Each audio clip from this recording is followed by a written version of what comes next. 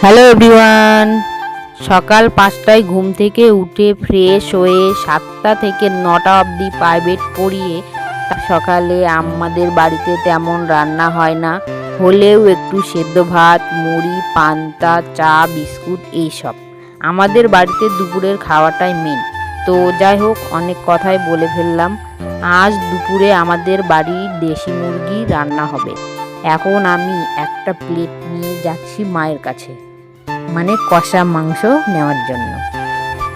অনেকের মুখেই শুনি রান্নার সময় কড়াই থেকে কোনো কিছু খেতে হয় না, যদিও কারণটা আমি জানি না, কিন্তু আমরা এইসব কিছু মনে করি না।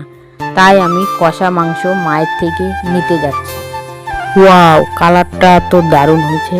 রান্নায় স্বাদ করাটা যেমন গুরুত্বপূর্ণ, তেমনি রান্নার কালার আনাটাও একটা গুরুত্বপূর্ণ ব্যাপার। একটু খেয়ে দেখি, দারুণ। আমার ঝোলের থেকে কষা মাংস খেতে খুব ভালো লাগে।